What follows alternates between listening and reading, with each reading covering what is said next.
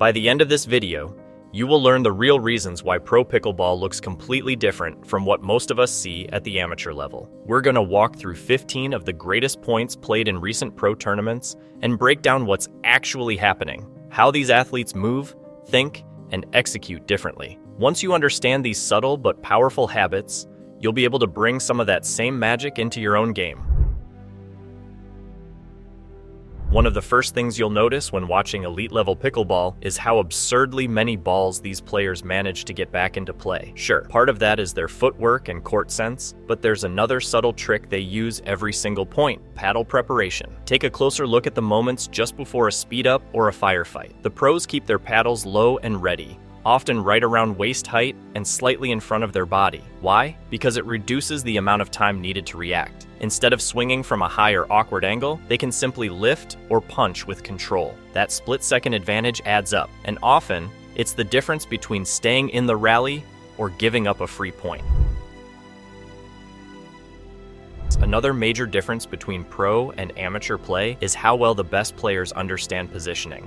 Not just their own, but also their partners and the opponents. In one match, a player crossed over the entire court to poach a shot, simply because they noticed their partner was delayed getting up to the kitchen. This kind of awareness allows the pros to make plays before the danger even arrives. Instead of waiting to react to an attack, they cut it off early. They read body language, footwork, paddle angle, and court positioning like a book. For them, success is not just about fast hands. It's about being in the right place before anything even happens. Speed-ups and hand battles are thrilling to watch, but what the pros do differently in these moments is often overlooked. After every attack, they immediately reset their paddle back to a neutral, ready position. It's automatic. They don't drop their paddle or stare at their last shot. They expect the ball to come back. This preparedness lets them stay in rallies longer and recover faster. Many amateur players hit one aggressive volley and then get caught unready for the next exchange. Pros treat every attack as part of a sequence, not the end of a point. There's a misconception that being a top player is all about hitting harder, but the truth is, pros know when to take pace off the ball. In one match, a player absorbed a strong shot by softening their volley, taking the energy out of the rally, and resetting the point. It was a brilliant decision because it forced the opponents into a more awkward next shot. Then, once control was regained, they launched a perfectly timed around the post shot to win the point. That balance of power and patience is what separates great players from aggressive amateurs.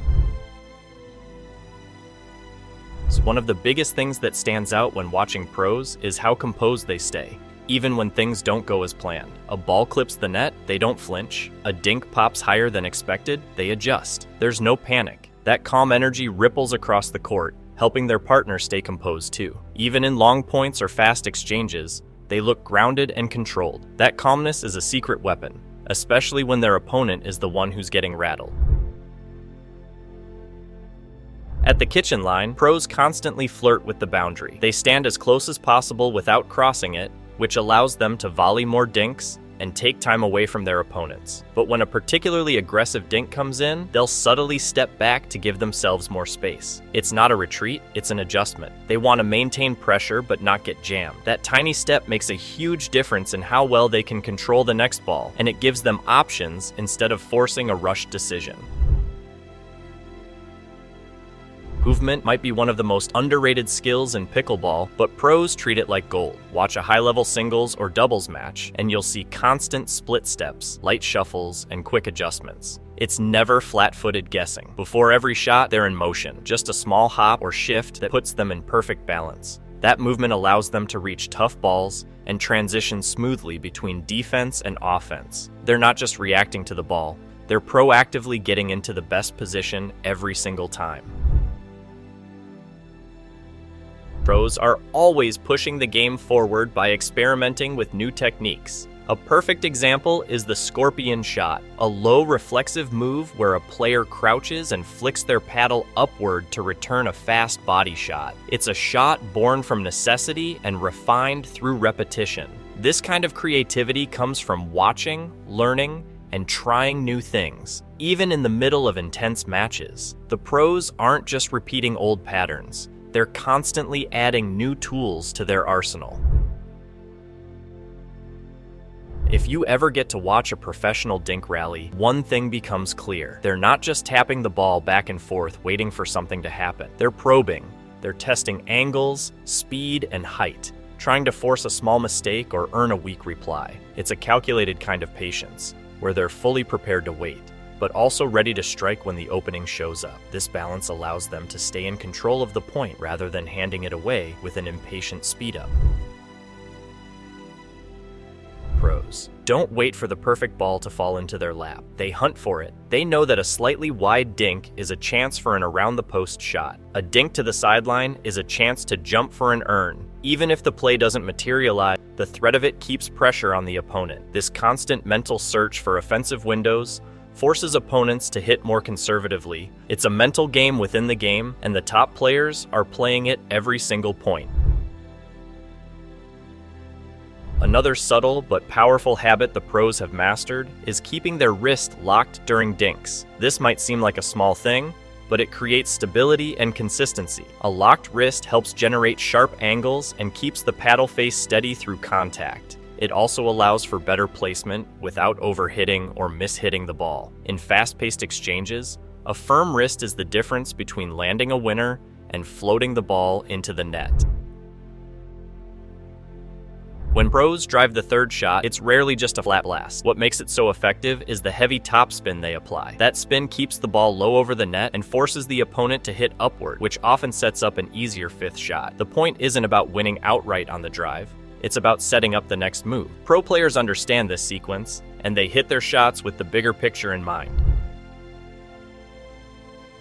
When the opportunity arises, pros don't just make one attacking shot and hope for the best. They keep the pressure on. A common pattern is to push the opponent deep, target the player who's not fully at the kitchen, and maintain control through a combination of sharp rolls and speed-ups. That pressure builds, and eventually it results in a mistake or a pop-up. Sustained offense is about control, not chaos. It's about forcing your opponent to keep reacting while you dictate the pace.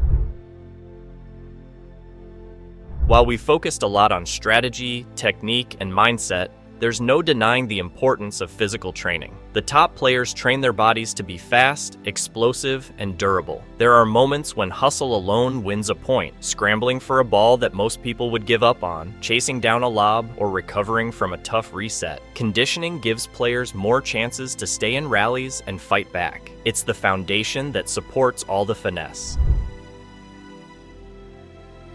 And finally, perhaps the most inspiring difference is the amount of effort pro players are willing to give, even when they're behind in a rally. They don't give up on points. The top athletes in pickleball fight for every shot. That mindset, to never quit on a point, is what keeps them in matches and often turns the tide. There's no single trick to playing like a pro, but these 15 habits come together to create a style of play that looks almost effortless. It's preparation, awareness, positioning, mindset, and constant movement. It's subtle changes, smart risks, and emotional control. And it's hours of focused practice behind every flashy point. So next time you watch a high-level match, don't just admire the shots. Look for the decisions, the positioning, and the calm that made them possible. And most importantly, try applying just one or two of these habits to your own game. You'll be surprised how quickly things start to shift in your favor.